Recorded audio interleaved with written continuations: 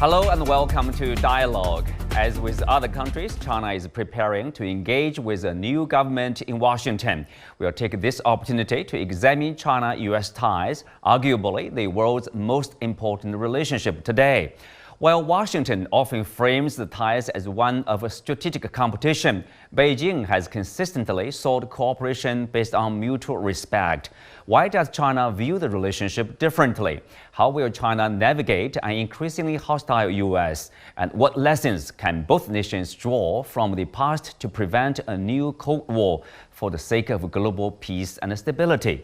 Join us for today's discussion live from Beijing. I'm Xu Qinduo.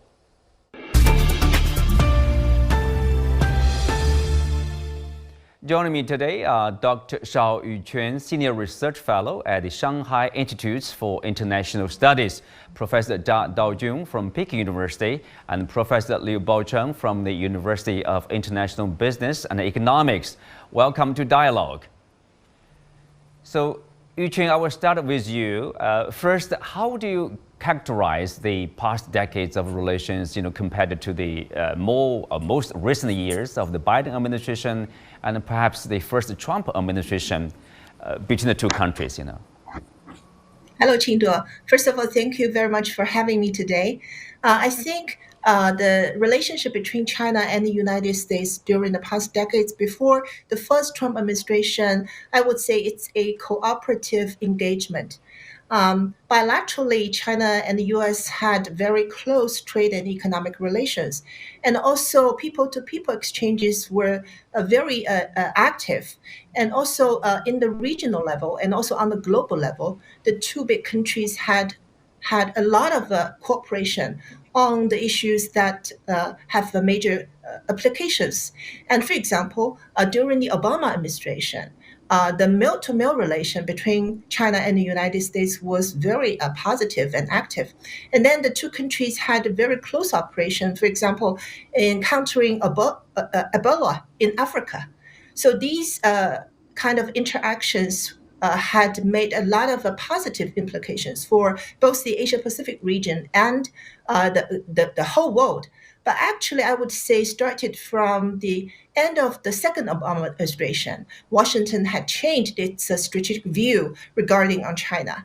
And then in the first Trump administration and continue with the Biden administration, Washington has changed its overall strategic understanding and policy towards China. Well, with that kind of a change, Professor Zhai, until last year, let's say fast forward to the end of last year, the summit meeting between Chinese and U.S. leaders in Lima last November. So President Xi talked about basically 7 very important points in handling the bilateral relationship. For example, he mentioned about, it's very important to have a correct strategic perception. So if he emphasized such a point, obviously, people would assume there's something we need to do about this strategic perception. How do you look at this? The notion of strategic perception is for definition by various speakers or the governments where they represent. And furthermore, that needs to have a buy-in or has to be translated into particular policies. I would think, according to my understanding, the notion of strategic perception here in China is that the future is wide open and, nations rise and fall, and the primary responsibility of a nation is to take care of its domestic business and on that basis relate to everyone available and comfortable abroad. But then the same wording, whether it's strategic competition or strategic perception in the U.S. context, would come with a hierarchy, which also puts one entity, in this case, the United States, as the sort of ordained or a top position that's not going to be challenged. Should there is a rise challenge the perception, then would be America's duty to respond by which is the code word for saying let's defeat the next on the list. So yeah, what I'm really trying to say is that a lot of times we have communication, we talk to each other, meaning between the Chinese and Americans or Chinese and some other foreigners, but we have to be cognizant of the differences in understanding the same vocabulary. The same vocabulary, but at the same time, Bao Chen, I want to have your, opinion here. China and the U.S. seems to view their relationship differently. As I said at the beginning of the show, U.S. would say China is, the number one challenge to their position or the future development. But China has been basically calling for cooperation, mutual respect, equal footing, etc. Why is there such a different views? Well, there has been vast difference in histories, culture, and political regime. And so it is really a reality that is presented. And as the two big nations, two biggest economies, they have to recognize the coexistence and also the shared planet they all live on. And more importantly, it is really the interdependence, both on economic, technological, and cultural front, can never be reshaken or eliminated by any political maneuverability. So this is really the fact that all of them have realized, and the U.S. used to have a sort of fantasy that they could really introduce a template around the world, so that they're understood democracy and freedom can be copied, duplicated anywhere in the world. But over the years, there has been very few success stories, and not to mention China. So therefore, President Xi also raised the point that there needs to be respect of the reality of the differences, but it does not really there to undermine the common ground for successful cooperation, not only to bring benefit to both of the economies and both of their peoples, but also they have a responsibility to contribute to the public goods in the world affairs in terms of climate change, health issues, educational issues, etc. So such sort of difference can also be really guardrailed to be able to allow better room for further cooperation. And this is really the wish of their all constituencies. So this is something that's being politicized or even weaponized, and this shall not really work. Well, Yuqing, of course, the presidency also mentioned about match words with actions. I would dare to say, basically, he's critical of the U.S. side of there are words, but somehow it's not met with actions. Is that the case? Yeah, of course. If we talk about, for example, President Biden had repeatedly said that the United States does not support Taiwan independence, right? But if we look at the real policy by the Biden administration, since the DPP authority now in Taiwan, they have adopted a Taiwan independence policy. And at the same time, the Biden administration has given a lot of support to the DPP authorities, not economically, but also militarily. So every time President Biden and also senior officials from the Biden administration said that the United States does not support Taiwan independence, most of the people here don't believe them. And because the words doesn't match with the actions, that's what President Xi Jinping was talking about. And also, Professor Zhai, treat each other as equals. If you look at the Chinese principle, Chinese diplomatic principle, they often basically stress this point, equal footing, equality between different countries, whether they are large or small, strong, or, probably or weak. But why is it so difficult for countries in dealing with each other, dealing with the U.S. in particular, to be treated equal? Well, equality is certainly one of the values in everyday life, and certainly which also applies to um, state-to-state relations. But I'm not trying to take a position on either, the Chinese assessment of whether or not the U.S. is treating China equally. And then there is the question of equal to what, equal to whom, and out of that, you do have a question, legitimate question about equality. I mean equity. In other words, in terms of equity, the level of treatment you get is premised upon the level of contribution you make. But then, we can go on and on in terms of contribution, and you have to assess capacity. You have to assess the contributing parties' expectation of returns. Well, so if what they I'm are really sovereign trying to get states, at they here are is- equal, right? Yes, that is a principle in international law. It's a principle of the international norms. But then what we are really having is one party's assessment of the level of treatment it affords the other, or the other is entitled to get, is different. And there are many countries, let's be frank and honest, although we are talking about China and the United States, there are voices outside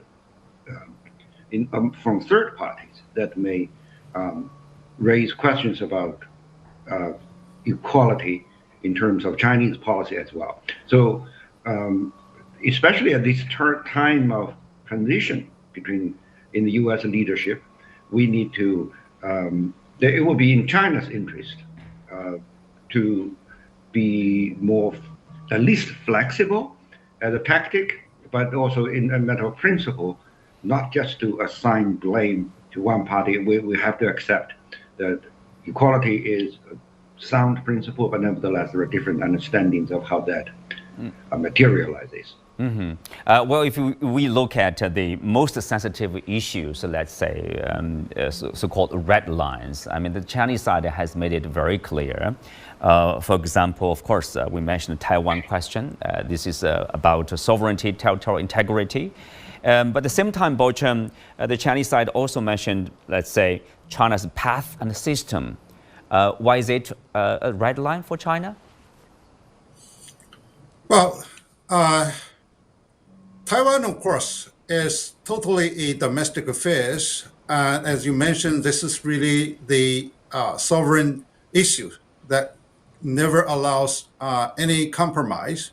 And with regard to the China road and China's right for development, because Chinese know best of what road they need to take to bring its own industrialization, to bring its own urbanization, hence the Chinese style modernization.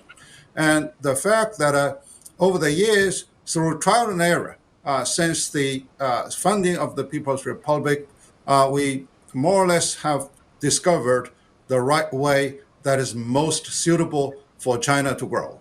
And so outsiders may really make any comments. They have all the freedom.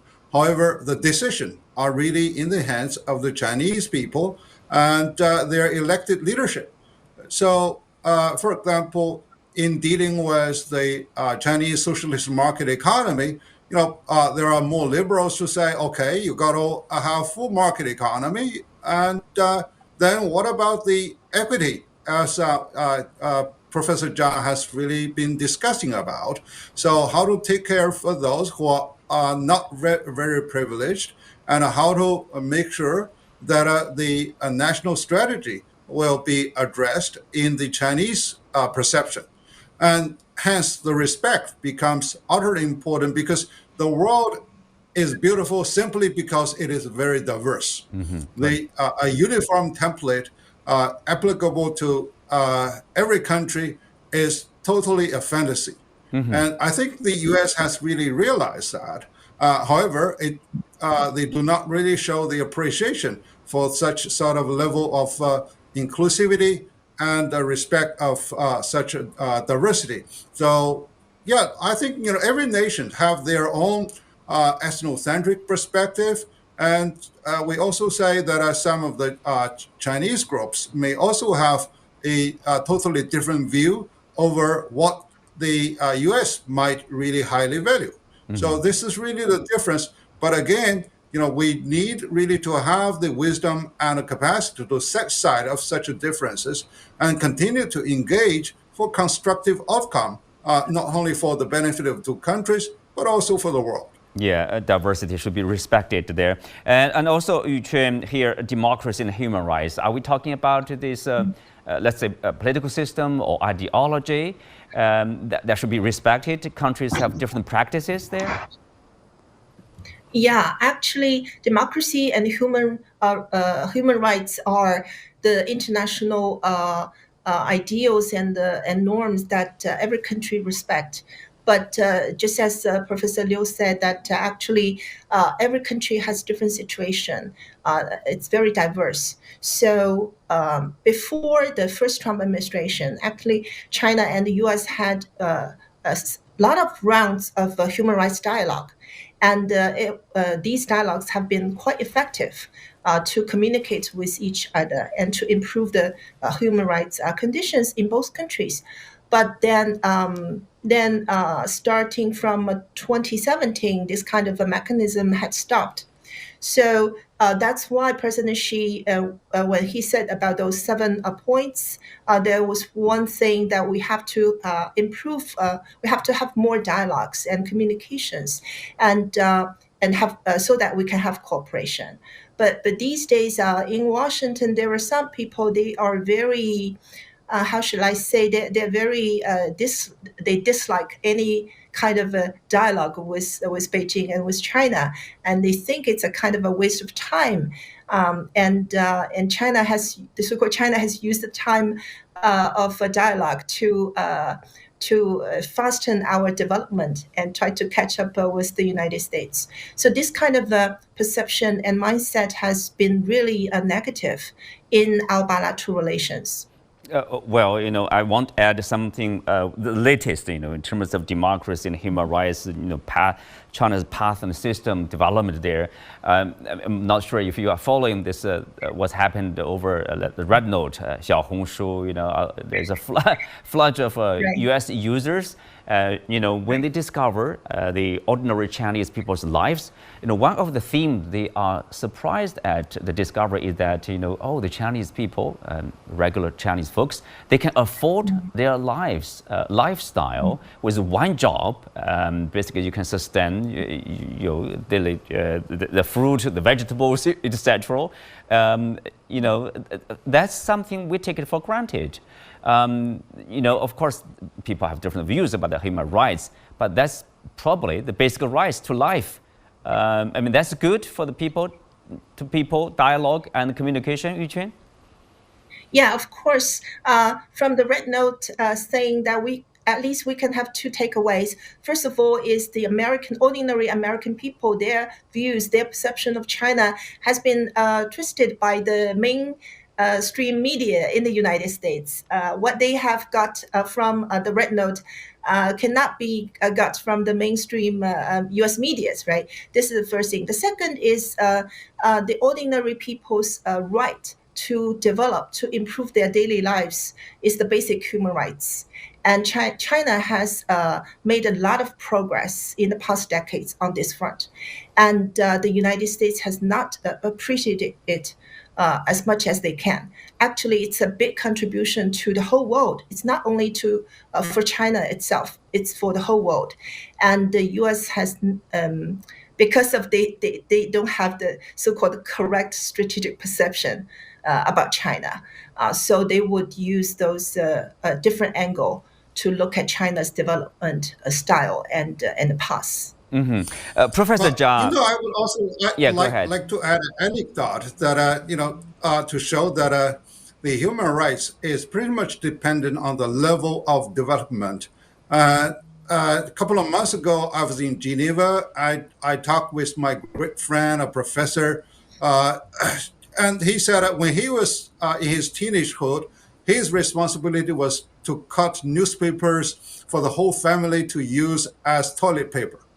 And so think of the China. The even 30 years ago, we didn't really have the most people do not have even access to tissues and toilet paper. And so look at what China's lifestyle now. And then China used to work when I was a young teacher. We used to work 6 days in a week. Now we have, at par with that of the United States. So therefore, there should be a dynamic view over Yes. the level of progress China has been making, and also the fact that China has been supporting the global South. And many of them are really having something that's even worse a situation. But how do you treat such an issue? If you're not there to help, just shut up and also, give them a best blessing instead of simply pointing fingers into the existing conditions people have to live in. Well, another point, one of the 4 red lines is China's development right. Professor Zhao, what does that mean? Well, I would think of at least three or four indicators of a right to development. Number one, that's obvious, it's technology. Yes, every technology, especially the more advanced ones today, can have dual use, but technology, first and foremost, serves everyday human interest and aggregate economic growth. Wars are very infrequent occurrences in human life. And second, the right to development, it has to do with the access to trade and to materials. And now many would say, well, what are the Chinese complaining about? China is already one of the largest trading nations. This has to do with this is an issue of a right for China, because you have many countries, not just the United States, saying, well, this trade is not really but the principle somehow of comparative advantage has to give way to worries about reliance or worries about influence. They don't really call a spade in terms of the product that's being served and or being made in terms of the technical quality or in terms of the monetary value. A third element of development has to do with right to development competition. I wouldn't say competition. I think it's you have a business element of competition, but the spirit of that is cooperation between China and the third country. You have a kind of with us or against us demand from not just the United States, but also some other G7 countries, or even to a lesser degree, the EU, telling a third country, say, hey, you can't really work with the Chinese, you have to work with us. And that's to the detriment of China's pursuit of development. The last but not least has to do with some of the global commons issues, such as climate change, addressing carbon emissions. We have had a long history of argument over the principle of equality or equity in terms of a contribution. The U.S. in this particular case is a bit of wavering back and forth in terms of its commitment, but it never really had a let up on demanding other countries, including China, to quote unquote live up to its obligations. And then viewed from China, the U.S. is not really doing its own share, but at the same time, its demands comes at an unfair cost to Chinese pursuit of growth. Without growth, how can you live up to any kind of commitment, whether it's climate change or something else? I would think that right to development covers at least those 4 areas. Well, Yu-Chen, if you look at, earlier we talked about the different views of this most important relationship in the world, where the U.S. side would call China a systematic rival, the Chinese side is seeking, cooperation. At his farewell speech, President Biden talked about how tough he's tried to be on China in his single term, and he also talked about China's economy will never surpass us. Tell us why U.S. politicians, are competing to be who is tougher on China? Is that a political correctness in Washington? And how do you look at, together we are going to have a new government in Washington. Any prediction of China-U.S. relationship would be like? Of course, it's the political correctness right now in Washington to be tough or tougher on China. They are competing with who is the tougher guy on China. And for President Biden, he is talking about his legacy, right? And he says that actually he and his team think that his policy towards China is one of the successful policies of his administration.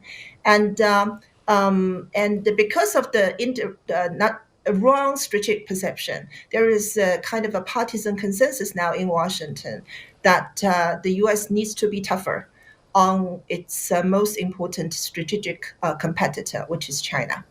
And if we look into the future of our bilateral relation with the United States, I would say, I don't know whether cautiously optimistic is the right words to say. My current attitudes toward this bilateral. Overall, I would say that bilateral relations will face a very difficult situation, since the political correctness is still there in Washington, and I don't think that will go away in the near future. And but since the incoming U.S. president will have its plan, try to have some kind of deals with China, and possibly in the next 3 to 6 months, the bilateral relations will be okay. But then we will have the midterm election next year in the United States, and something will happen certainly after that election. But it's important for us to know that within the Trump team, there is several groups which have very different views regarding this bilateral relationship. So they are competing with each other, try to influence their policy. Mm-hmm. So, Bo Chen, what should China do probably in order to, let's say, have a stable relationship or cooperative relationship with the U.S.? Briefly, I think China should feel very proud when the U.S. named China as a strategic adversary or rivalry, because we used to be a subject of sympathy. And the U.S. did really help a lot for China to fight against the Japanese invasion, to aid in Chinese construction of hospitals and bring up the higher level of education, etc. So we were subject of sympathy for many years. And now, we as a developing country, if we are named by the most advanced country, both technologically and militarily, and not to mention economically, as a strategic rivalry, I just feel that if I'm treated by Michael Tyson as a rivalry on the wrestling board, I would feel rather proud. And but the way to go is that okay, we have to accept the fact. And this is really the 21st century. Thucydides trap does not really apply to such a sort of situation, because people know better of each other. There's far less information asymmetry. And now, people have far better knowledge with regard what is really lying ahead, either through, competition or through confrontation or through cooperation. Right. Well, so, we have to stop there, Professor Liu. With that, we come to the end of today's show. Many thanks to our guests. You can also watch us on CGTN app on YouTube. I'm Xu Qinduo. Thanks for being with us. See you next time.